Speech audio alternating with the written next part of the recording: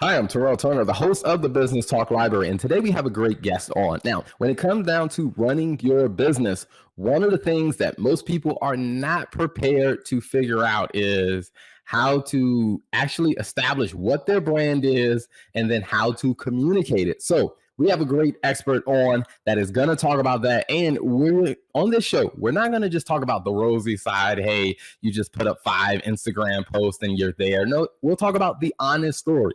Some things that work, some things that don't work, and some questions you should consider. So stay tuned for today's episode.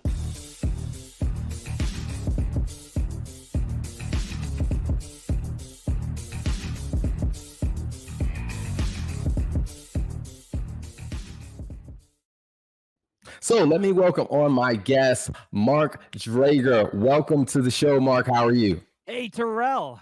I'm doing amazing. How you doing? I am great, man. I am great. I know we were talking a little bit before, hopping on, before, hitting the record button.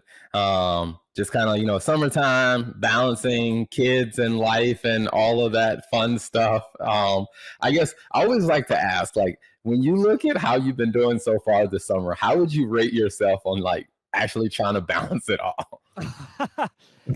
Well, how would I rate myself? I would say 15 years of putting work, business, clients, and money first.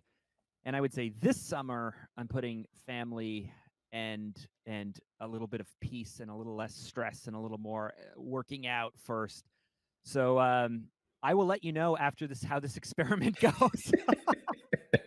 It feels so uncomfortable not to just focus on work all the time, right? Like anything short of just 100% dedication, 50 or 60-hour weeks, like just constantly grinding. Anything short of that feels like I'm semi-retired, and I don't know if that's a good thing or not. It's so I always find it so interesting. I mean, with just trying to figure that out because I mean, when you're running a business, I mean, there's so many different factors of your life that you're trying to balance to where it's like on paper, it's like do this, do this, do this, do this. But in reality, it's like, well, do this if the kids aren't like screaming and running around, like if your spouse doesn't need you to go run some errands, or hey, if this doesn't happen in your family, or hey, what do you do when the client leaves? And it's just like, oh my gosh, like this that's why I love having like real conversations because when it comes down to owning a business, This is like how you're gonna business deviate is, from the though. textbook.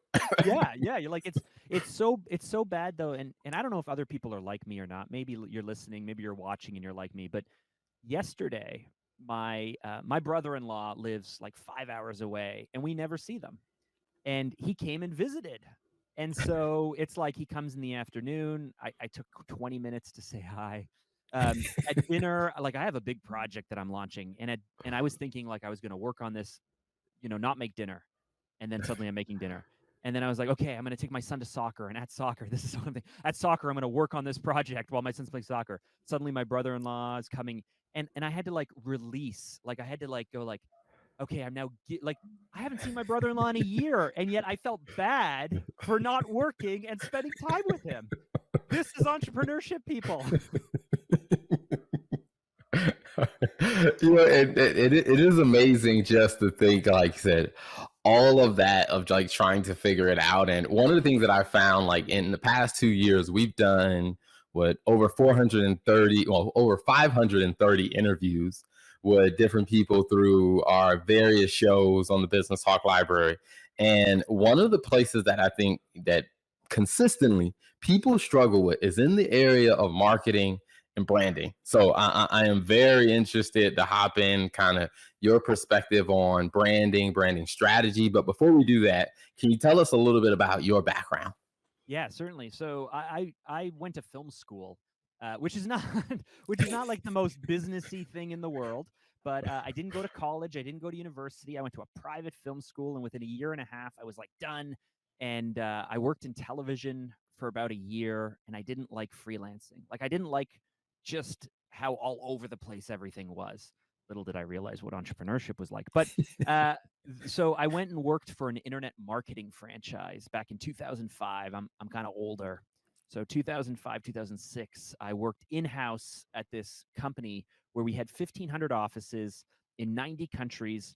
and I was responsible for making videos and producing communications for franchise development marketing and for learning and training and communications and all of these things. And there was a point in 2006 where I'm 23, and I go, you know what? If I'm doing this for one company and I'm making, my salary, which was 45 grand at the time. Now I live in Toronto, Canada.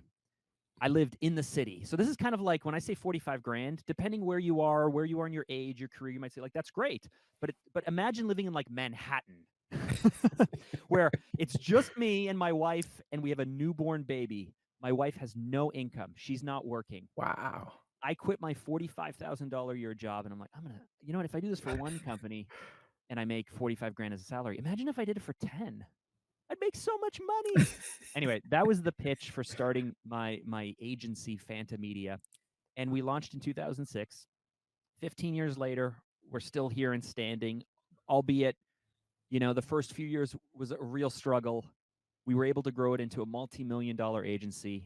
COVID hits, and we're like now again 1/10 of what we were. So there's ups, there's downs. It's all over the place. But my background is mainly, it was focused on video. Video became communications, which became marketing. Marketing became advertising. Advertising became really on the strategy side of what do we do? Who are we talking to? What do we say? What do we need to say? How does it need to look? How does it need to feel? And so when companies are coming to us and they're saying, okay, we have a $250,000 budget, we need to make a commercial, they're not telling us all of these things. Like we're the ones who are supposed to come up with it. And so by sheer desperation of being like, oh, this, like, whether it's 10 grand or 30 grand or like $250,000, there's a pressure on me as the agency owner where somehow we have to figure out, what are we doing? What are we saying? Who are we speaking to? What does it need to look like? What does it need to feel like? What is the creative idea? Is it working? Isn't it working? Like, and so it was through all of that, project after project, year after year, having produced over $13 million in creative content, that I essentially became a brand strategist. I didn't set out to do that. It was just sheer need, because everyone on the boardroom table looks to you to say, like, what should we do? At first, I was like, I don't know what we should do. What are you talking about? And then year after year, project after project, I started realizing, oh, whether I'm right or wrong, this is on me. I absolutely love that journey, and there's several things I want to unpack in there. So I'm gonna go one by, we're gonna go piece by piece. First one is the film school background. Now, are those Emmys on your shelf in the background? I would love for them to be Emmys. I'm Canadian, so we're not allowed to technically win a regional Emmy. These are called Telly Awards. So we've been fortunate to win 30, 40 awards over the years. I want to just put like a shelf with like all of them there, but then I feel like I'd be trying too hard. You know what I mean? Like if it's just like a wall of awards, but maybe I'll do that. No, during that time you talked about like how unorganized it just seemed when you got into that is, during your time there, did you get much exposure to like the business side of television and kind of understand much of that during your I guess you say your tenure there? On the television side, not at all, because in any business, whether you're like an electrician or you're a lawyer or an accountant, like in any business, there's the actual like skill, the craft, the technical, and then there's the like the business and the operations and the sales and all of that stuff, the strategy side of things. When I was working in television, I was a camera operator, so I had a headset on. I was the guy they'd be like, zoom in camera 3, wide shot camera 3. Camera 3, you're messing up. Like I'm the guy like where the director's just like telling you and you're grabbing the shots. Or I was teleprompting. So I would do national news and I would do sports and weather and all this stuff. And when the anchor is like reading off the teleprompter, someone is controlling that to control the speed. So I would just sit there and desperately hope I didn't mess up because it was live TV and I hated it. And so it was really later when I started working at this internet marketing franchise that I got exposed. I got hired for a technical craft. I was there to make videos. But in the effort of making videos, again, when people go like, hey, Mark, like I was 22, 23. I had no business background. I had no business experience. And when you are the one responsible for, like, are you, again, saying the right things in the right way? Is the editing make sense? Are you retaining audience? Are you communicating things effectively? Do they understand what you're saying? You just kind of got to figure it out. One of the things I'm curious about, I mean, I think, and I'm glad you pointed that out about, like you were a camera operator, not on the business side, but more so on, hey, the camera operator or operating, the teleprompters. I mean, in that, did you start to see some trends about like, hey, the person who was on camera, like, what are some good communication techniques versus those who probably aren't the best communicators? Well, I mean, if we're going way back, I wasn't exposed to too much of it in the TV side, so it was much more when I started my agency, Got it. and I'm working. I mean, the majority of our work was with non-actors. We're working with everyday people in businesses, in corporate. We're working with, someone who, a senior team leader, and they're trying to get their team to jump onto like a a weekend run to help raise money for breast cancer. Like, these were the early projects we were doing. Or a company would hire a sales coach to come in for 3 days, and I would have to videotape, I don't know, 36 hours of sales training, and then spend the next few weeks editing it down. But and I say all these things because honestly, most of the work was not creative. It was not it was not creative. It was nothing I would have set out to do. But when I mentioned, like, hey, a company hires a sales coach to come in for 3 days, a company puts out 25, 30, 40 grand to bring in the sales coach to fly them in. I spend 3 days videotaping it. So I'm sitting through the sales training just like everyone who paid for it. And then I'm editing the sales training, which means I'm spending the next few weeks immersed in the sales training.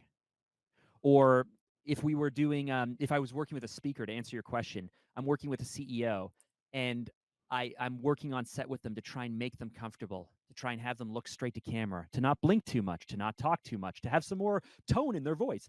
And I'm doing that with person after person, thousands of people I've worked with. But then I would go back and I would have to edit it, or we would sit with our editors and we'd look at the footage. And you get so used to people's cadence that you can determine what works and what doesn't work. And then when suddenly I start jumping on camera, somewhere in my mind, I'm able to grab the thousands of interviews we've done or the different ways, and we're able to just like immerse ourselves in it.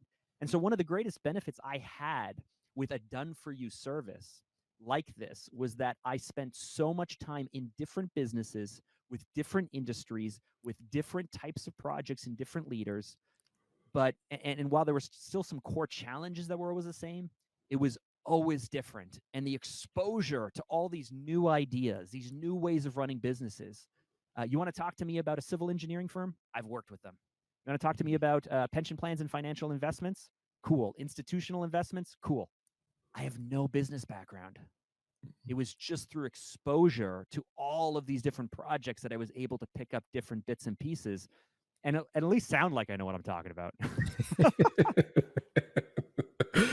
I love that because it's one of those things I tell people. I was like, I went to, undergrad, got a degree in business. I went to graduate school, got a degree in accounting. I was like, earned a CPA, so I had to pass exams for that to be a licensed accountant. But I was like, what I really learned was actually dealing with people in the real world is where I really started to learn my craft. I feel like my education may have started in school, but it really went to a whole new level when I actually had to deal with people and really learning from observing other people. So I definitely relate to what you're saying. Now, one of the things that I'm curious about is, right now there's a lot of companies that are trying to figure out, or I think there are a lot of companies that are confused on what the word brand means or like what does it mean to have a brand story. So, when you're talking with companies, kind of how do you help them understand like, hey, this is what a brand is and hey, this is why it's important to build one. Yeah. So I love this topic, and I mean I just spend all day every day immersed in this stuff because I find it so interesting. brand is really, it's everybody's confused and people have a different take on it. Is a brand a logo? No, but your logo is part of your brand. Are your colors your brand? No, but your colors are part of your brand. Is the headline on your website or your website your brand? No, but it contributes to it. Mhm. And really all your brand is how you choose, and this is a choice, how you choose to show up, what you choose to say, and who you choose to connect with. That's your brand. And so when we think about this, too often, whether we're a smaller pre-startup, whether we're just coming up with an idea, or maybe we've been running our business for a few years, or maybe this is like your personal brand, too often we have really fuzzy ideas of what we want to be or how we want to look or what we like and we don't like. Or more often, people just tell you to do stuff, right? You need to be on TikTok. You need to start a podcast. You need a new website. You need a funnel. You need ClickFunnels, right? You need to start you need to launch a new product. You need to go rent a facility or rent a, like, do people tell you tactics? Like you go to conferences and they tell you tactics, tactic. And then you jump into it without really much of a plan, without any sense of whether this is actually something you need to do or not. And you do it and you invest time and you invest money. And then you hit a point where you're like, is this working? Is this helping me? I don't know. And if it's not working, what should I do to make it work? I don't know. Because there's no foundation. There's no strategy. One day you're saying one thing to someone, the next day you're saying something else, and this is the problem. So your brand is how you choose to show up, who you choose to speak to, and what you choose to say. Now, the next problem is most people only start with themselves. I love Simon Sinek. I love Start With Why, a great TED Talk, a great book. A lot of people over the last 10 years, though, have gotten into trouble because they know purpose, right? People don't buy what you do. They buy why you do it. Well, that's true if they understand what the hell you're talking about, right? Like if I'm a mechanic and I have a great shop, family-run business for 50 years, great people that you can speak to, lots of customer reviews. At a certain point, I have to talk about what I do. Like, you need to know that I'm a mechanic and you can bring your car to me and I will fix it for you.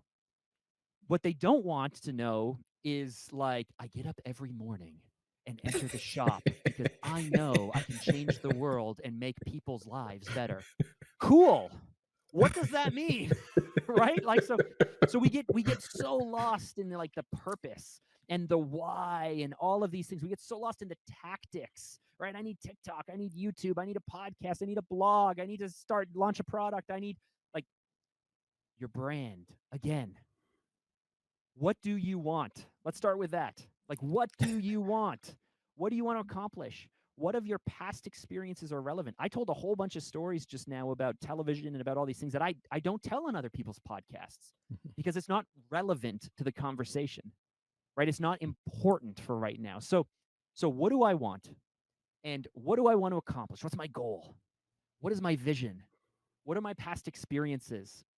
What are my perspectives, my unique perspectives? What are the lessons I've learned? Who do I want to help and how do I want to help them? And so we get all of that on paper. You start with you. You start with you. Are you cool with me going through a bit of a process or no? No, go ahead, man. Oh, awesome. So start with you. Start with you. Now there's two schools of thoughts. The next step is always then, great. Now we know what we want and how we want to do it. Some people just start shouting that out to the world. And they're like, this is me. If you like me, cool. If you don't, screw off, kind of thing. And that's awesome. If that's how you want to approach the world, yeah, you will turn some people away. You will attract some people. But let me ask you this, man. Like, Terrell, when was the last time you were at a wedding? When was the last time you were at a wedding? It was probably maybe last year.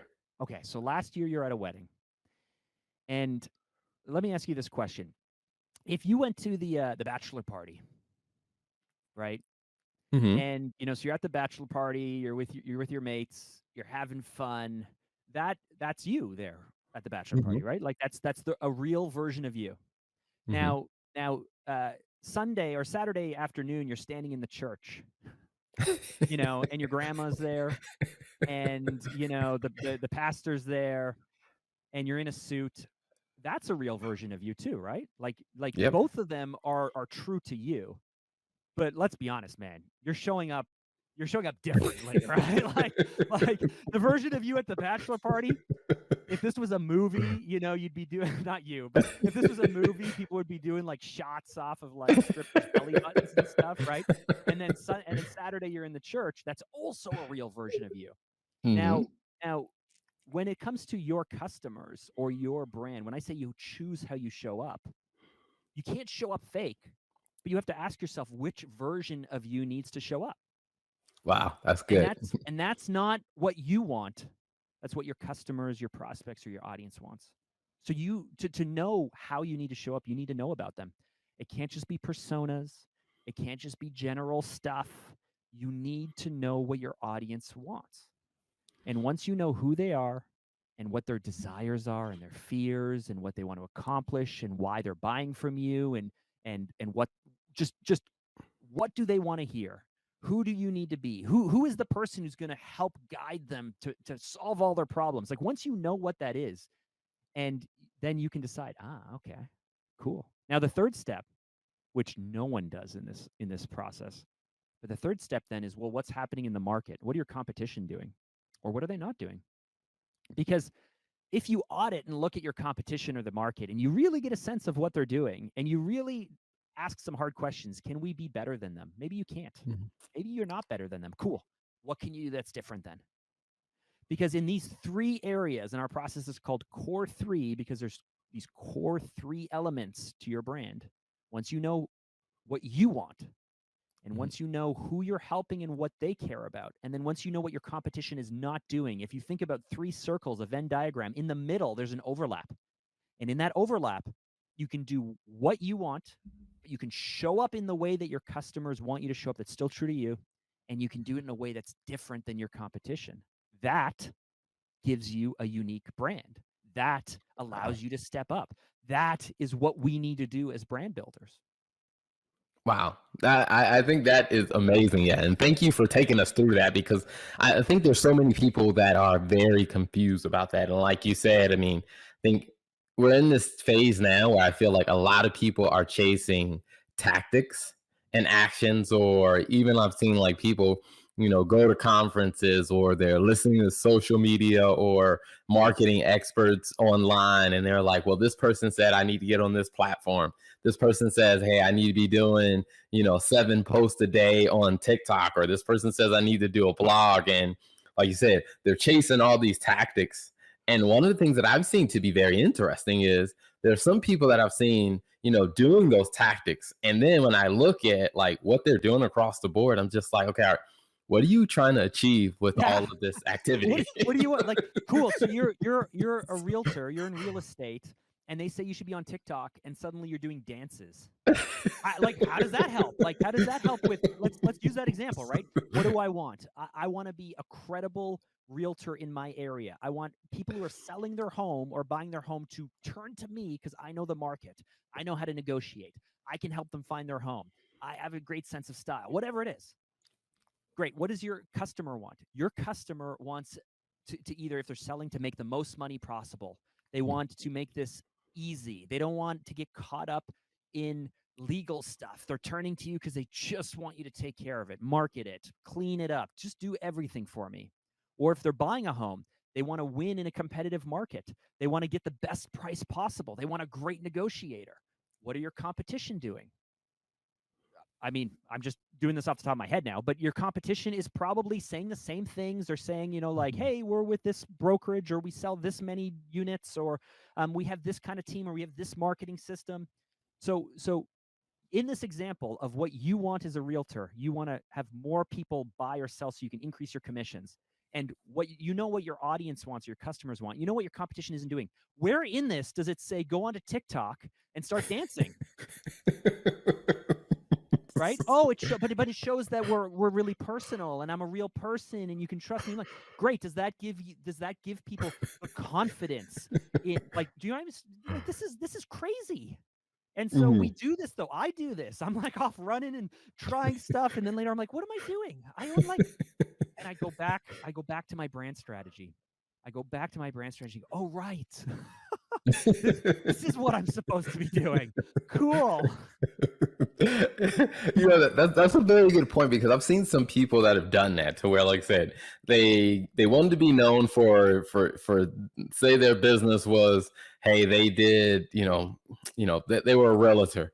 They went on TikTok and they started doing all the different viral challenges that came up, and then they got a decent following from it, and then they started trying to post like, hey, contact me for if you're looking for a trusted realtor.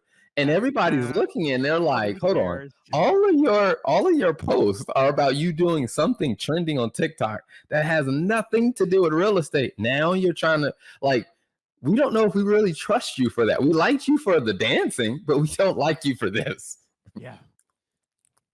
And it's an interesting thing, like I said, to see people navigate, because I think every time there's a new trend that comes out, I think it seems, from my perspective, and I'm curious if you've seen it seems like people are chasing, like, hey, I just need to get attention no matter what it takes for me to get that attention, whether it's relevant or not. I'm just trying to get people's attention.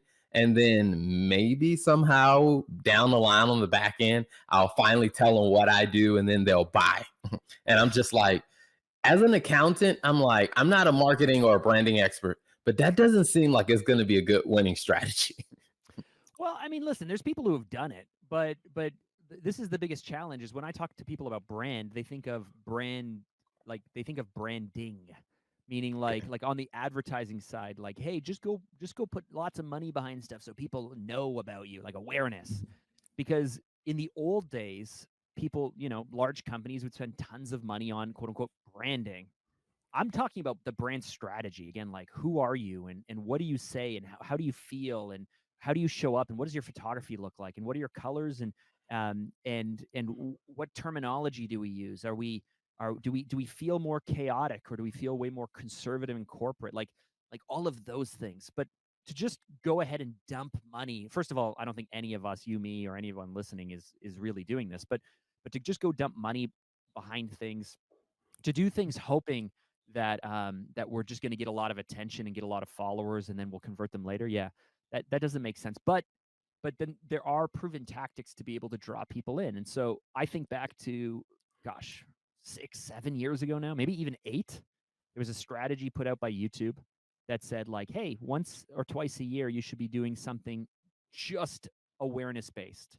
So I don't know if you remember, but years ago, Volvo put out a video with Jean-Claude Van Damme where he's between 2 trucks. And as they slowly spread out, he does these crazy splits. And this video got like tens of millions of views. Okay, let's think about this, right? Like I remember this video, but I am not a commercial trucker. I'm not buying Volvo trucks, but it got my attention and it got a lot of people's attention. So if you wanted to do something just to get people's attention or build awareness, awesome. Do something fun, do something crazy, go ahead and do that. But you need to back it up then with the next level down, which would be something that's slightly more targeted for our audience. So now let's look at, again, Volvo Trucks.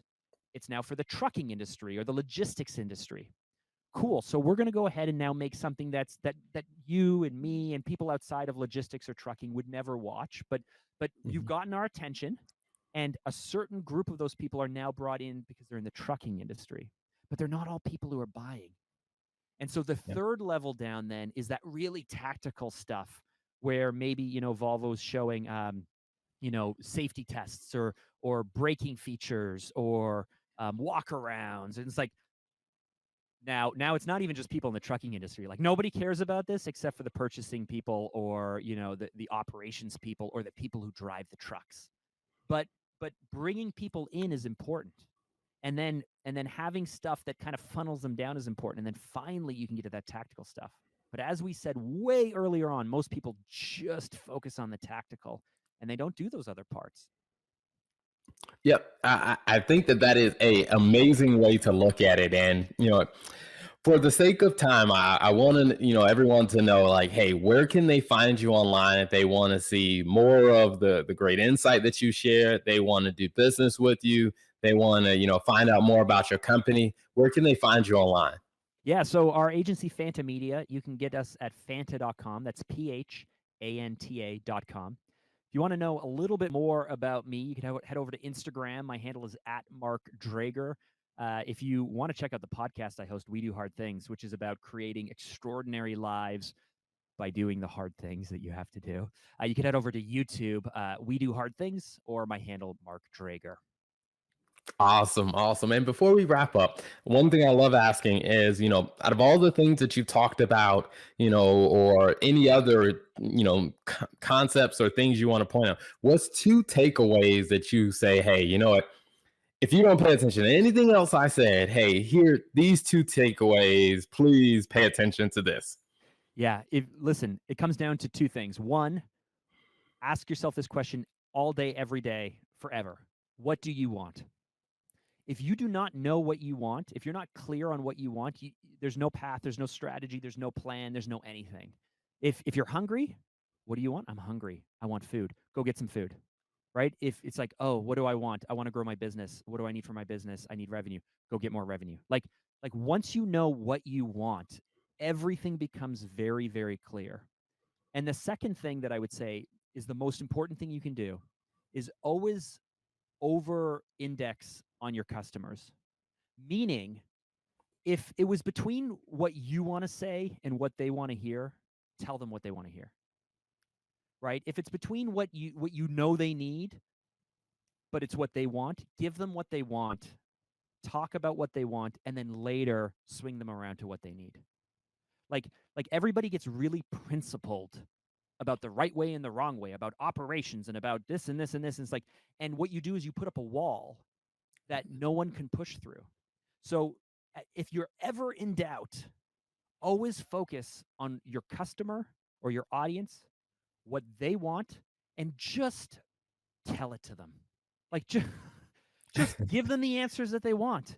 Just say the things that reassure them. Like I'm not saying this so you can cheat them or steal from them. I'm saying this because once you enter into a conversation with them, you can then choose to direct them any way that they need to go. And they can always pull the ripcord at the end of the day on the parachute and say, no, thanks.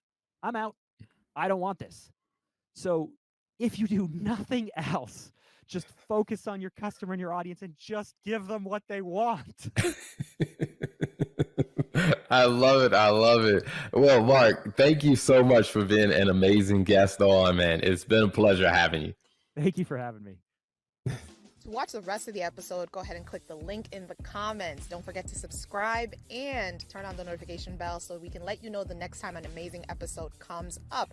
And if you love what we're doing at the Business Talk Library, consider leaving us a 5-star rating on Apple Podcasts. It gives us more visibility and allows us to get this podcast to more amazing people.